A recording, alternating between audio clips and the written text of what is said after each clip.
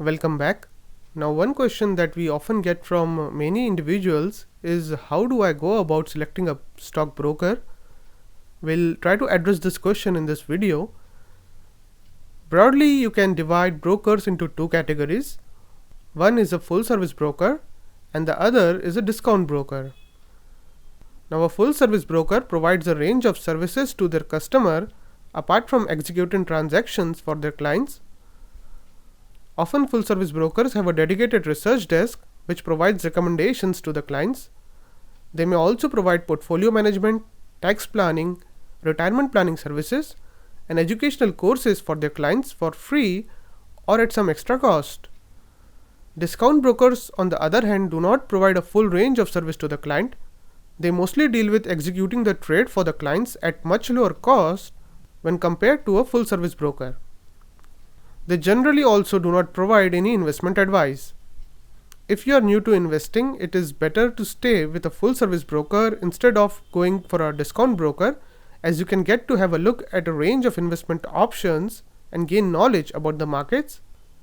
Once you have had some experience, it is always possible to shift from a full service broker to a discount broker.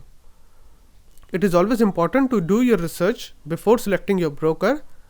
Now we'll outline the different factors that you should consider for evaluating different brokers. The first factor that you should look at is the website availability.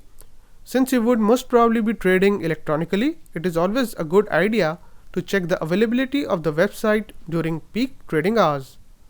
Do check on how fast their website responds. This is especially true for discount brokers.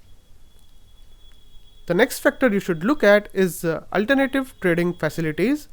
It is important to check what alternative options does the broker provide to take your orders. For example, most brokers provide an option where you can directly call them to place your trades. Also, you should check if they charge a different brokerage on these services. Thirdly, and it is one of the most important factors you should look at, is customer feedback. It is good to consider the feedback of the investment community while choosing a broker, since they speak from their experience of using different brokers on a day-to-day basis. You should search various discussion forums where you can find reviews from the investing community. The next factor you should take into account is the minimum deposit requirements. Now, most brokers ask you to deposit a minimum amount with them. This deposit is often available for you to trade.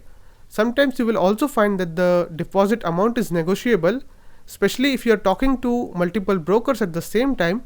You should let them know that you're talking to multiple brokers because that may help you in getting your minimum deposit requirements lowered. Now, the next important factor to consider is the product selection. See, if you're a beginner, you're probably thinking about trading in stocks, but there are also alternatives available to trade. For example, after you gain some experience, you may like to trade futures and options on stocks. Usually there is substantial difference in brokerage fee for these products between brokers, so you should compare the brokerage fee of different brokerages before choosing a broker. The last factor we'll ask you to definitely consider is the interest you will be offered on your deposit.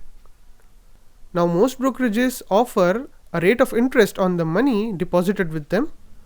Since you are probably going to have some deposit with them at any point in time, you should check and compare the interest rate offered by them on your deposit. Also, many times you will find that many full service brokers give you the facility to make other investments like investing in mutual funds and also buying insurance. You'll usually see that discount brokers do not offer you these facilities. So in this case, while there is substantial price difference between their brokerages, if you are someone who is looking to only invest for the long term and won't be trading frequently, you might be better off by just staying with a full service broker. So it is probably another factor that you would like to consider before making your decision.